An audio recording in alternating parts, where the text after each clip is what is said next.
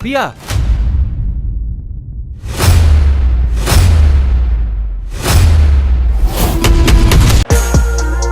প্রিয়া কি তাহলে এবার আগুনকে ছেড়ে রাজের সঙ্গে চলে যাবে? তাহলে কি হতে চলেছে এবার মামা ভাগ্নে নাটকের পার্ট 2 এ, এবং পার্ট 2 কবে আসবে, আপনি কি করলে সবার আগে দেখে নিতে পারবেন, তা বিস্তারিত জানতে পারবেন আজকের ভিডিওতে। তাই আজকের ভিডিওটি ধৈর্য ধরে সম্পূর্ণ দেখতে থাকুন। তো আমরা দেখতে পাই যে প্রিয়া সে কিন্তু রাজকে অনেক ভালোবাসতো, তো সেটা কিন্তু অনেক আগের কথা। তো সেই টাইমে কিন্তু তারা রিলেশন করে বিয়ে করে, আর এটা কিন্তু তার পরিবার জানে। তো একটা দুর্ঘটনায় রাজ মারা গিয়েছে, এটা কিন্তু তার পরিবার এবং প্রিয়া তারা সকলেই জানে, কিন্তু তারা জানতো না যে রাজ এখনো বেঁচে আছে।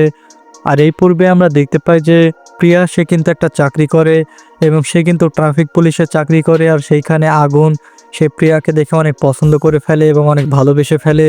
তো সে যখন বিয়ের প্রস্তাব নিয়ে যায় প্রিয়ার বাসায়, তখন আগুনের বাবা মা জিজ্ঞেস করে যে তাদের মেয়েকে অনেক পছন্দ হয়েছে, কিন্তু তারা উল্টো বলে যে আমার কোনো মেয়ে নেই, কারণ তারা ভালো মতোই জানে যে তাদের মেয়ে যদি বলে তাহলে কিন্তু তার সঙ্গে বিয়ে দিবে এই জন্য।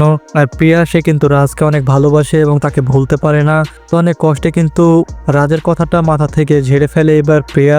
তো এটার জন্য কিন্তু প্রিয়ার বাবা মা অনেক বোঝায় যে তার কথা ভেবে আর কোনো লাভ নাই, কারণ জীবনটা এখনও অনেক বাকি আছে, আর বাকি জীবনটাই পড়ে আছে, জীবনটা এখন শুরু করতে হবে নতুনভাবে। আর এই জন্য এবার আগুনের সঙ্গে মিশতে থাকে।